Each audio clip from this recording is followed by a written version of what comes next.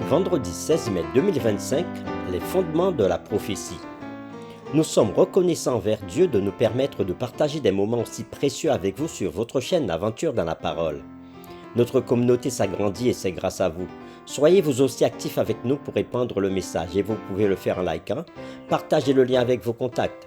Nous vous invitons à vous abonner pour recevoir les notifications. Et pour un confort d'écoute en continu, nous vous proposons la playlist chaque semaine. Le texte à mémoriser de cette semaine que nous vous invitons à dire avec nous se trouve dans Ésaïe chapitre 6, le verset 8. J'entendis la voix du Seigneur disant « Qui enverrai-je et qui marchera pour nous ?» Je répondis « Me voici, envoie-moi. » Nous vous invitons à le redire avec nous. Ésaïe chapitre 6, le verset 8. J'entendis la voix du Seigneur disant « Qui enverrai-je et qui marchera pour nous ?» Je répondis « Me voici, envoie-moi. » L'être humain est-il capable de rivaliser avec la sainteté de Dieu? Par quels moyens pouvons-nous nous rapprocher de Dieu? Les séquences de cette semaine nous ont aidés à répondre à ces questions et nous avons commencé à le faire le samedi 10 mai en introduisant la série de cette semaine, les fondements de la prophétie. Puis le dimanche 11 mai, me voici, envoie-moi. Le lundi 12 mai, les deux chérubins. Le mardi 13 mai, comme des charbons ardents. Le mercredi 14 mai, Dieu parmi son peuple. Le jeudi 15 mai, la chute de Lucifer. Et aujourd'hui, nous poursuivons avec des réflexions avancées. Satan, autrefois un chérubin protecteur, a cherché à détruire la confiance dans le trône de Dieu. Dieu a permis aux anges déchus de continuer leur rébellion afin de montrer à l'univers les profondeurs de la méchanceté qui découle de l'exaltation de soi.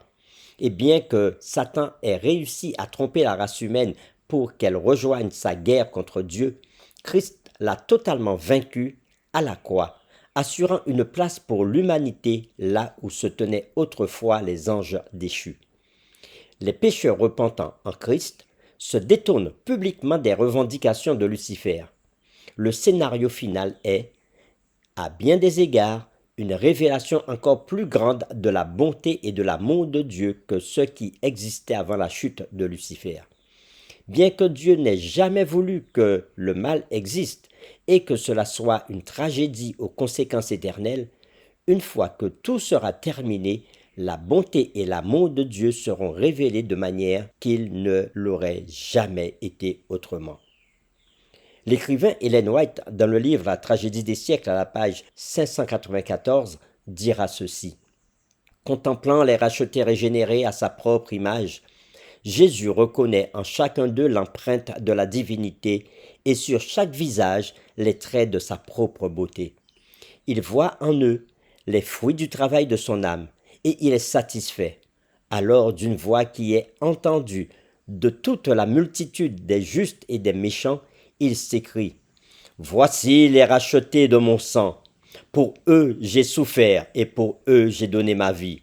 Je veux qu'ils demeurent en ma présence durant l'éternité. » De la bouche de ceux qui, devant le trône, sont vêtus de robes blanches, s'élève ce chant de louange. L'agneau qui a été immolé est digne de recevoir la puissance, la richesse, la sagesse, la force, l'honneur, la gloire et la louange. Fin de citation. Pour terminer, nous vous proposons quelques questions sur lesquelles vous pourrez réfléchir et partager avec votre famille, vos amis et votre communauté de foi. Imaginez-vous devant Dieu avec chaque défaut, chaque acte mauvais, chaque pensée, chaque motif mauvais pleinement exposé devant lui. Que mériteriez-vous à juste titre? Quelle est alors votre unique espérance? Pourquoi devons-nous être justifiés par la foi en Jésus-Christ dès maintenant et lors du jugement où nous en aurons le plus besoin? En résumé, pourquoi avons-nous besoin de l'Évangile?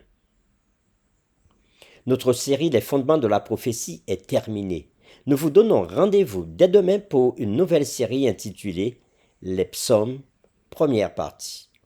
Nous vous invitons à prier avec nous. Seigneur, à travers les études de cette semaine, tu nous as permis de voir que tu es un Dieu saint, un Dieu qui mérite la louange.